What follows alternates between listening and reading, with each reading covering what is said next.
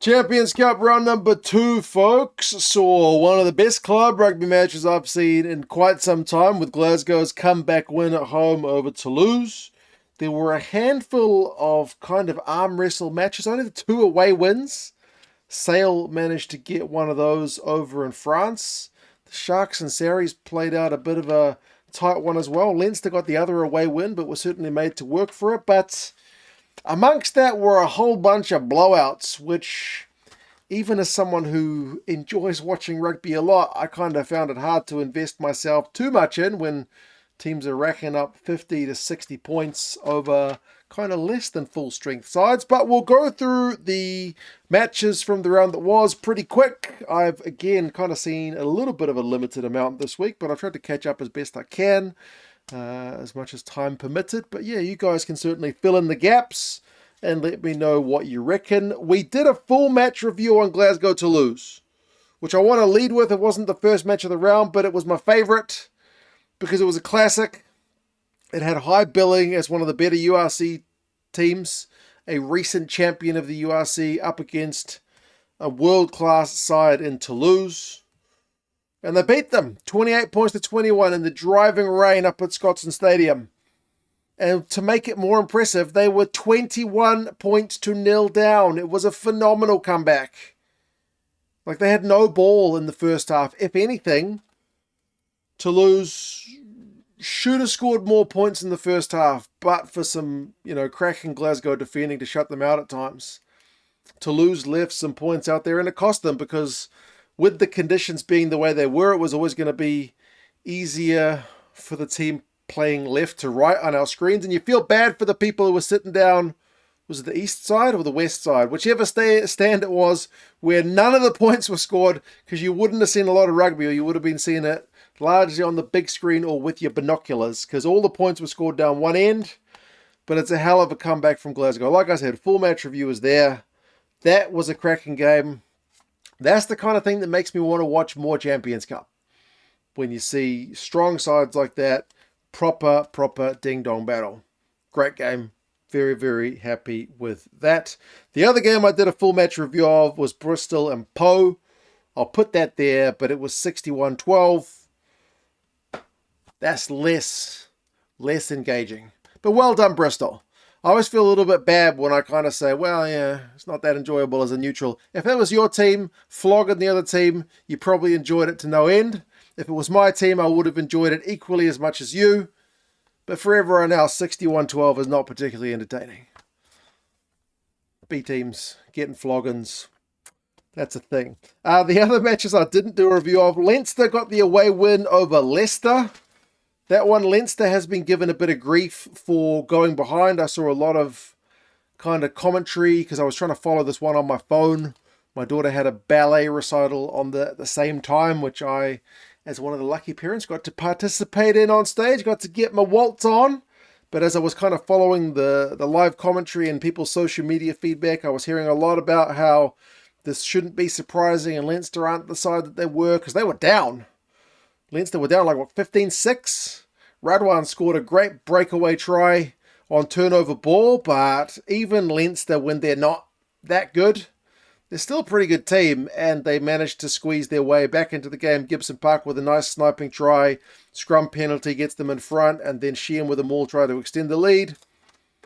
They win away from home 23-15, which is not emphatic, but Leicester is no pushover, so yeah, Leinster, people, I guess it's a tall poppy thing. People like to chop Leinster down, and it wasn't the prettiest game by any means, but it was a game of two pretty strong sides and a comeback. So I likewise enjoyed what I have seen of that one, after the fact. Turnovers conceded 21-13, with Leinster coughing up 21 turnovers, which is just too high. The wingers, O'Brien, Tommy, and James Lowe. James Lowe's copping a fair bit of stick for this one as well. This game, Adam Radwan made him look pretty slow, but Radwan's very quick and a fair bit younger. So, Leinster certainly not firing at 100%, but they still won. So Leinster is still a pretty good team. Toulon and Bath also played out a pretty good game, 45 points to 34. Real tit-for-tat game. Like every time Toulon would get Bath at arm's length, like about an 8-point lead, Bath would just get back into it. So I think that's a good Champions Cup game as well. Even though the home side wins, and they win by a comfortable enough amount to mean that it is like not close. If anything, they kind of stole the losing bonus point away from Bath at the death. That's an entertaining game. Like, you want to see both sides in it. And for a while, you don't know who's going to win. Like, Bath were never really dead and buried in that game, although, you know, they were kind of chasing it at the death. But they both get 4-try bonus points. Bath would have liked the losing bonus point at the death, but heading over to Toulon and getting a point is at least better than nothing. They had 6 line breaks to 2, Bath. That's one thing they'll be a little bit disappointed about, that they couldn't convert a bit more. But like, Olivon is a machine. 18 tackles and 12 carries. Leads both those categories for Toulon. So he is also, like I say, a pretty good player. And yeah, it's good to see great players playing in this top European club competition. Elsewhere, the Sharks and Saracens played out a pretty close game down in rainy Durban, and it was good to see Sarries setting some of the big guns down there as well. Both sides loving a maul try, to be fair. Both sides scored maul tries early. Fussy had a bit of a slip on a Saracens dink through, which allowed Sarries in for a try, but then he scored the next Sharks try to kind of make up for his mistake, even if his try was kind of a walk-in to kind of cancel it out. Edville van der Merwe scored an absolute cracker before half-time. The hands in that one in the build-up was phenomenal. They checked it for a forward pass, but that was given. Good finish from him. And then Hooker combined with Grant Williams for another Sharks cracker as well.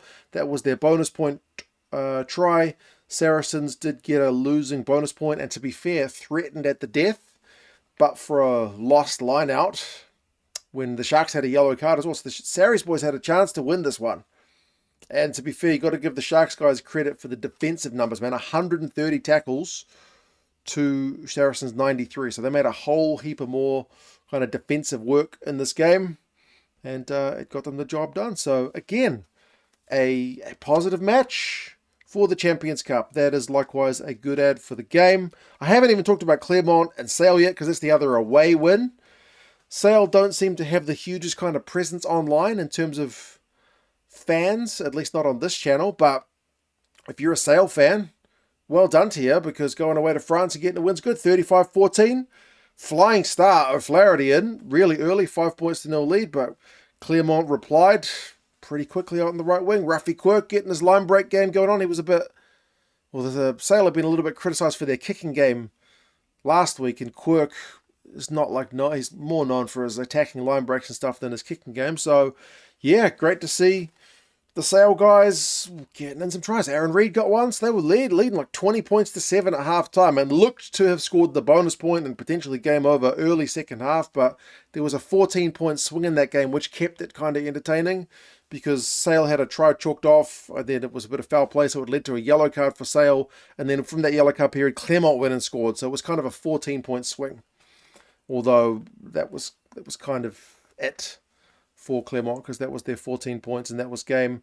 They had some loose ball which was hacked through by Sale, so Sale did end up with their bonus point, ended up running away with it 35 points to 14. So there's not many away wins this week, so that was a kind of noteworthy game in itself. Now those are kind of most of the good ones. I think everything else, again, if it's your team, you probably quite enjoyed it. But like seeing the Stormers flog a much depleted La Rochelle side 42-21, that was maybe closer than expected for a while. Like it was 16-7 at halftime. Sasha had a beautiful pass behind his back, which is definitely worthy of a highlight. And they were in Gloucester for this one instead of Cape Town, which was something a bit different. Good for the fans out in that area of the country to see some top-level rugby for a change. But yeah, it was still game on up until like the Fouché yellow card when La Rochelle scored to make it 21-14. But the Stormers scored 2 tries at the end of the yellow card and just pulled the game away from them. The tackle count finishes 91% for the Stormers, which is fantastic. La Rochelle 74, which is god-awful. Sasha Feinberg and Gomazulu, 6 defenders beaten, which is like 20% of all the La Rochelle missed tackles. That guy is a real handful. So if you're a Stormers fan, you would have loved that. La Rochelle fans, I don't think were too invested in it because they sent a very understrength side. it's maybe closer than expected, given the quality of the team that was sent out. Harlequins flogged Bayonne 68 points to 14. Took 22 minutes for Quins to get on the board, which is again a little bit surprising. The Murley cross kick to Murley set that one up. And then the best cross kick of the game is the one to Kieran Treadwell, the big replacement lock. That's great. That guy gets 2 tries in this game. So maybe this one is another one that's a little bit surprising. It was as close as it was for a while, but Harlequins just blew them away. Like the line breaks is 16-2. 16-2. Caden Murley had 4 of them, but he still scored fewer tries than Kieran Treadwell, who got 2. Murley only got 1. So, yeah, if you're a Quins fan, you probably enjoyed that one. Bayonne fans, again, maybe not that invested. Munster changed Gloucester side 31-3. I forget the name of the ground they were playing at, but I think they said it's like a usual Gaelic football ground. A much changed Gloucester side 7-3 at halftime. It was a bit ugly, but Munster managed to kind of come right. The Haley try was a cracker, and the Munster try in the first half, to be fair, had a cracking offload from the deck. So there were some moments in this game, but large periods seemed to be kind of ugly. By the time the Quinn try came, was it like 68 minutes? That was pretty much game over. They got a bonus point. Again, line breaks 11-2. So pretty lopsided one in a game where both sides were kind of wearing red. Munster in that funky red jersey of theirs, which is still, I feel like, kind of ugly, against the reddish Gloucester side. Castres beat Edinburgh B team 33-zip. Edinburgh's got Glasgow in the URC next week, so they're not playing their best players in this game. 33-0. I couldn't even bring myself to watch this one. 5 tries to 0. Tyler Ardron gets a try. Jack Goodhue, former All Black, leads the tackle count for Castres. Like 7 line breaks to literally 0 for Edinburgh. So I did my Scottish watching with the Glasgow game. There's seemingly kind of nothing much to see there. And then Bordeaux against Scarlets. Maybe the most surprising thing about this one is the fact that the Scarlets were leading for 3 minutes, but they were leading. They got flogged 50 points to 21. They scored 3 tries. They 1 try away from a 4-try bonus point, the Scarlets. That would have been good for them against the reigning champions. Jelly Bear scored a couple. I mean, they really pulled away. They had a bonus point in 25 minutes, Bordeaux. Halftime was 31-14. Defenders beaten finishes 27-14. So a fair few missed tackles from the Scarlets lads. And then embarrassing for the Bulls to get beaten 50 points to 5 by Northampton. Again, bit of a changed lineup. It was only 7-5 at 30 minutes. But the Northampton guys ran riot in the second half. The wingers, Hendy and Slyholm, 5 tries between them. Hendy gets the hat-trick. He leads the way with the line breaks. The line breaks finishes 9-3 as well. So, yeah, I think South African rugby social media has given the Bulls guys a bit of a hard time for that one. Because that one is a pretty embarrassing loss. I think that's all the games. So yeah, like I said, it's a mixed bag. I don't want to focus too much on the negative because I genuinely enjoyed Glasgow and Toulouse maybe as much as I've enjoyed any club rugby match this year. That game was phenomenal. I was on the edge of my seat. I was a neutral. I was loving it. At halftime, I was a little bit disappointed that Glasgow weren't in it. And I thought, man, it's just too far behind Toulouse, but they really made a game of it. So that was fantastic. But then, like, I'm a guy who's still burned by the fact that Super Rugby expanded to the point where many games were meaningless, and meaningless games suck. And when teams send out B-sides and they get flogged by 50 points, even as someone who enjoys watching a lot of rugby, it sucks, and I'm not that invested. But there were a number of good games. Not every game was great, but there were a number of good ones, and there were quite a few forgettable ones. But as I said, if it's your team, send them running 5 tries, 8 tries. Happy days. You guys let us know your thoughts, and I will talk to you guys again soon. See you later.